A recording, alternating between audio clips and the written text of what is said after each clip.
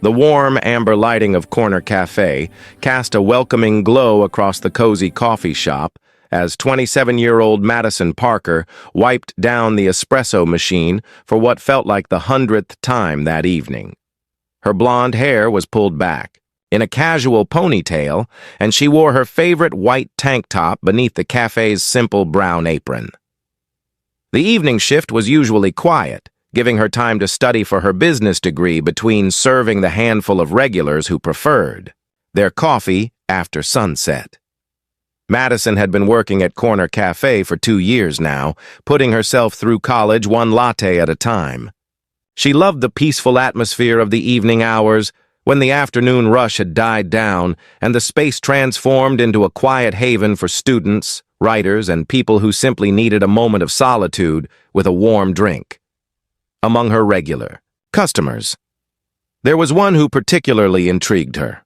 Every evening around 8:30, a man in his mid-30s would arrive alone, order a simple black coffee, and settle into the corner table by the window.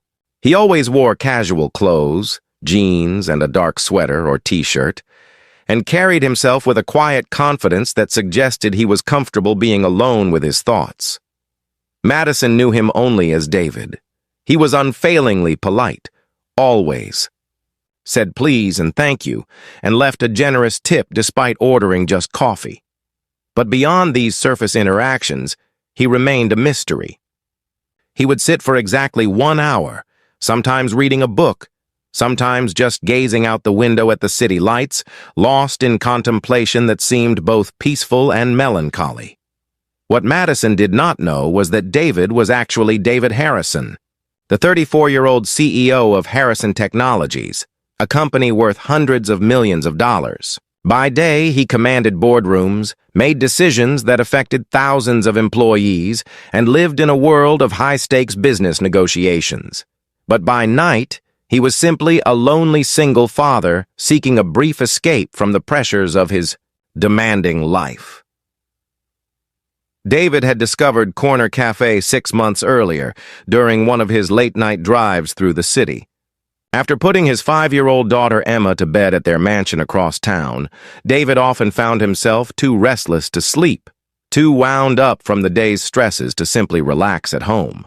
The cafe had become his sanctuary, a place where he could shed his corporate identity and simply exist as an ordinary person for 1 precious hour each day. "The usual tonight?" Madison asked with her warm smile as David approached the counter on this particular Tuesday evening.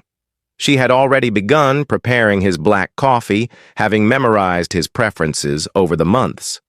"Please," David replied, offering the gentle smile that had become a familiar part of their routine. "How are your classes going? I remember you mentioning you had a big presentation coming up."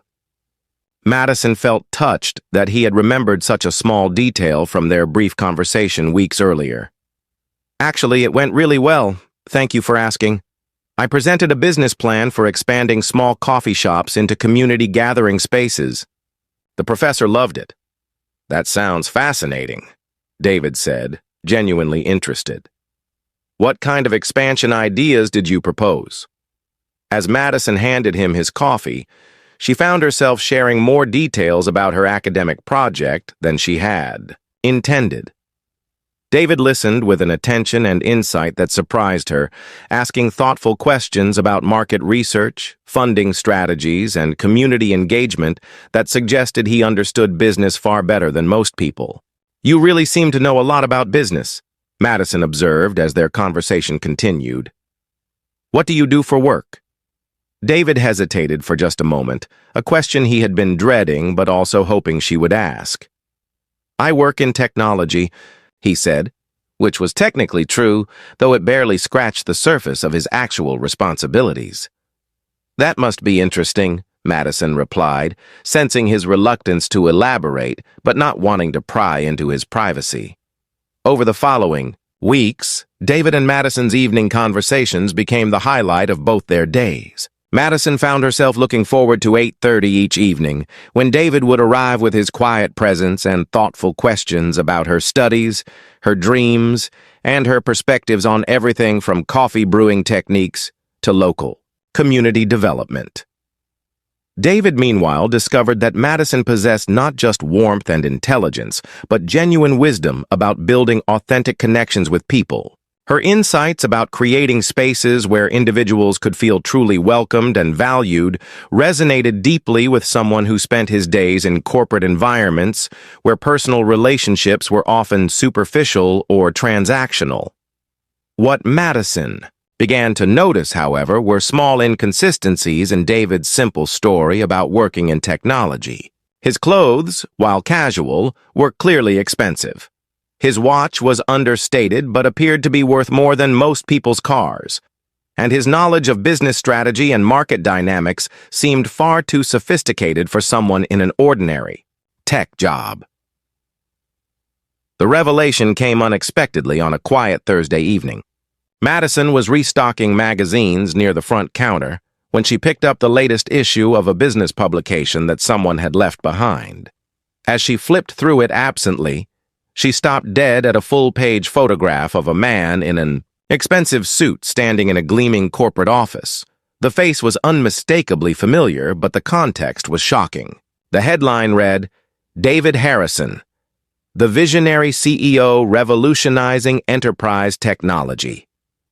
Madison stared at the image, trying to reconcile the powerful executive in the photograph with the gentle, soft-spoken man who came to her cafe every evening for simple black coffee and quiet conversation.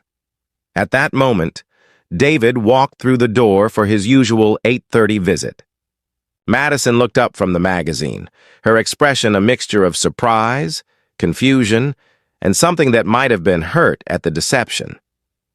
David saw the magazine in her hands and the recognition in her eyes, and his face immediately showed both resignation and fear.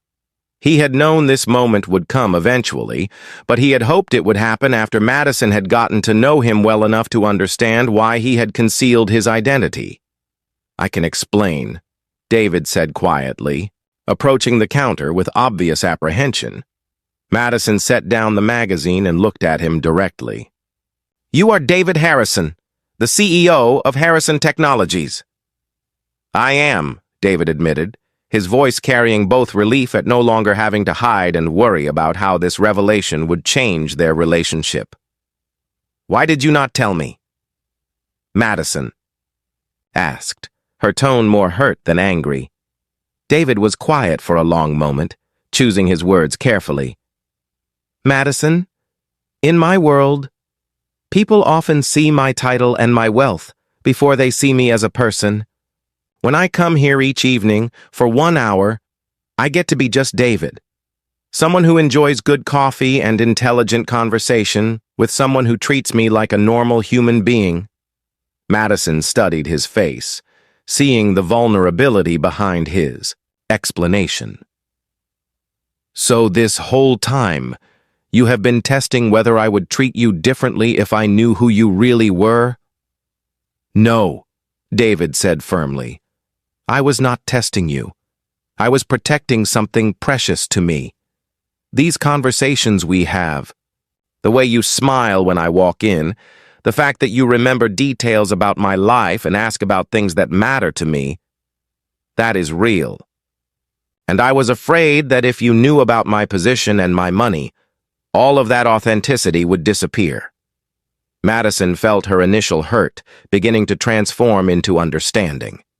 She thought about their months of conversations, about the genuine interest David had shown in her dreams and ambitions, about the way he had listened to her ideas as if they truly mattered to him.